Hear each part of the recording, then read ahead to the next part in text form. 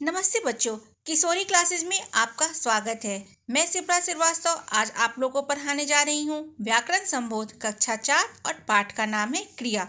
क्रिया को हम इंग्लिश में वर्ब बोलते हैं। क्रिया का अर्थ होता है कोई भी काम जो हम करते हैं वो क्या कहलाता है? क्रिया कहलाता है। तो क्रिया नाम के काम बताती, होना या करना दिखलाती, करते रहना काम सिखाती, कभी न थकना यह बतलाती। अब नीचे एक चित्र का वर्णन है। चित्र में हम देख रहे हैं कि कुछ बच्चे फुटबॉल खेल रहे हैं, दो लड़कियां रस्सी कूद रही हैं। अब इसको हम लोग पढ़ते हैं। कक्षा 4 के विद्यार्थी पिकनिक पर आए हैं। एक पिकनिक का दृश्य है वो। तो कक्षा 4 के विद्यार्थी कहाँ गए हैं? तो पिकनिक पर आए हैं। गगन, पलक और मोना फुटबॉल खेल रहे हैं। मानसी और तनु बातें कर रही हैं। मोनिका और नम्रता रस्सी कूद रही है ना। विकास सर चाय पी रहे हैं। अनुदीप और रणदीप ने कूड़ा कूड़ेदान में डाला। इस अनुच्छेद में रंगीन छपे शब्दों से हमें काम के होने का पता चल रहा है, जैसे आना, खेलना, बातें करना, कूदना, पीना और डालना। ये सब क्या है? ये सब क्रियाएं हैं, क्योंकि ये सब काम हो रहे हैं। तो काम बताने वाले ये शब्द क्या कहलाते हैं? क्रिया कहलाते हैं। अब क्रिया की परिभाषा हम जानते हैं। जो शब्द किसी काम का करना या होना बताते हैं उन्हें हम क्रिया कहते हैं। आप लोगों को परिभाषा समझ में आई? अब मैं आगे बढ़ूं। अब कुछ प्रमुख क्रिया शब्द यहाँ दिए गए हैं, जैसे उठना, बैठना, लिखना, पढ़ना, नाचना, गाना, खाना, पीना। ये सब क्या है? क्रिया शब्द हैं। सोना, जागना, बोलना, सुनना, हंसना, रोना, उड़ना, उड़ाना, नहाना, ये सब क्रिया शब्द है ना। धोना, दौड़ना, कूदना, रूठना, मनाना आदि। ठीक है। अब था, थी, थे, हैं भी क्या है? क्रिया शब्द होते हैं। जैसे आज रामनवमी है, कल गुरुवार था। तो हैं और था ये भी क्रिया शब्द होते हैं। कुछ काम हम करते हैं ना, और कुछ काम क्या हो जाता है? अपने आप ही हो जाते हैं। जैसे बच्चा साइकिल चला रहा है, तो इसमें क्या हो रहा है? बच्चा साइकिल चला रहा है, बच्चा काम कर रहा है, तो इसमें क्रिया की जा रही है। अब दूसरा उदाहरण है कि हवा चल रही है, तो इसमें क्या हो रहा है? क्रिया अपने आप हो रही है। अब हवा तो कोई नहीं चला रहा ना, कोई व्यक्ति विशेष तो उसको नहीं चला रहा, हवा अपने आप चल रही है। तो कुछ काम हम करते हैं और कुछ अपने आप ही हो जाते हैं। अब हम क्रिया के भेद की ओर चलते हैं कि क्रिया के कितने भेद होते हैं। तो क्रिया के 2 भेद होते हैं, सकर्मक क्रिया और अकर्मक क्रिया। फिर से मैं रिपीट करती हूँ, सकर्मक क्रिया और अकर्मक क्रिया। अब एक एक करके हम लोग पढ़ते हैं। पहला है सकर्मक क्रिया। स सहित या साथ, जोर, कर्मक, कर्म के, अर्थात जो क्रिया कर्म के साथ होती है उसे हम क्या कहते हैं? सकर्मक क्रिया कहते हैं। यानी जिस क्रिया को करने में कोई काम होता है उसको हम सकर्मक क्रिया कहते हैं। जैसे रोमा बैडमिंटन खेल रही है, शुभम केक खा रहा है। तो रोमा क्या कर रही है? बैडमिंटन खेल रही है। शुभम क्या कर रहा है? तो शुभम केक खा रहा है। इन चित्रों में नीचे लिखे वाक्यों को पढ़ो और क्रिया के साथ क्या लगा के प्रश्न करो। क्या लगा के प्रश्न किया जाता है, जैसा कि मैंने आप लोगों को बताया है कि प्रश्न में रोमा क्या खेल रही है, तो उत्तर है कि बैडमिंटन खेल रही है।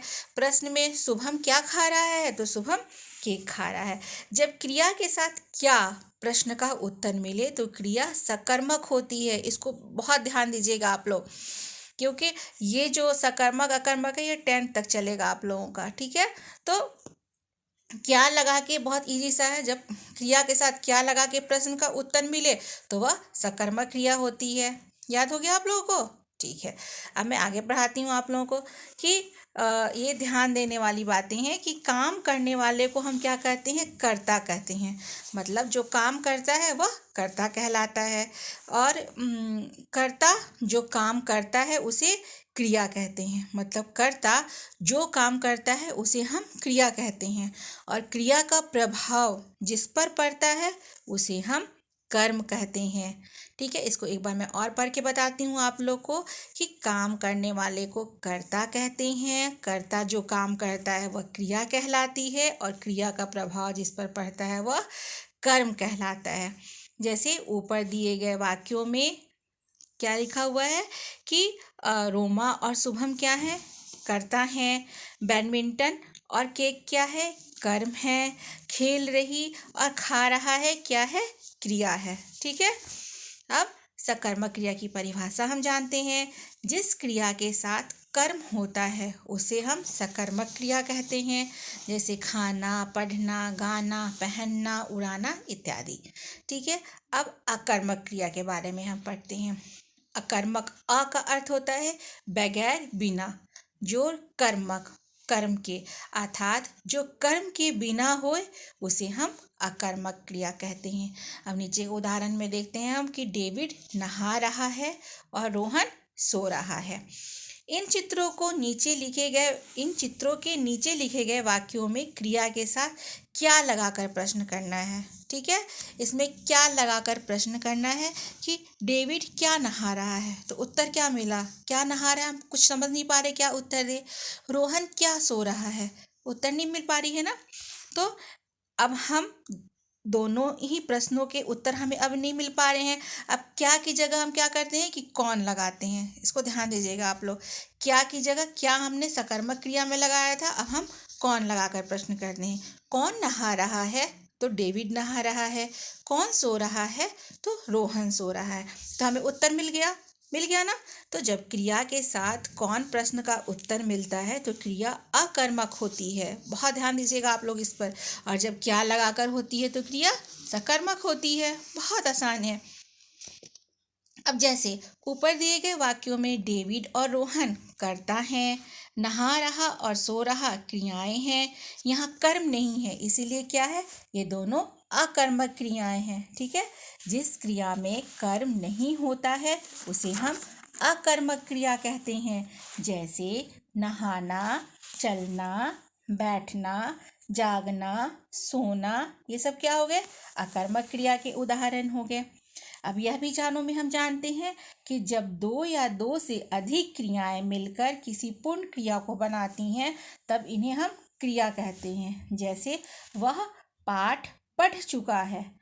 इन वाक्य में पढ़ना और चुकना दो क्रियाओं के मेल से हुआ है, तो यह पूर्ण क्रिया बनी है। ठीक है, अब हमने इस पाठ में क्या जाना, हमने इस पाठ में जाना कि किसी काम का करना या होना क्रिया कहलाता है। क्रिया दो प्रकार की होती है, सकर्मक क्रिया और अकर्मक क्रिया।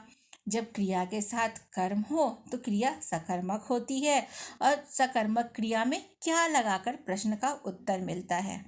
और जब वाक्य में सिर्फ कर्ता और क्रिया हो अर्थात कर्म ना हो तो उसे हम अकर्मक क्रिया कहते हैं। और अकर्मक क्रिया में प्रश्न कौन लगाकर किया जाता है तब उत्तर मिलती है। आप लोग को अच्छा लगा, मेरे साथ पढ़ना समझ में आया। धन्यवाद बच्चों।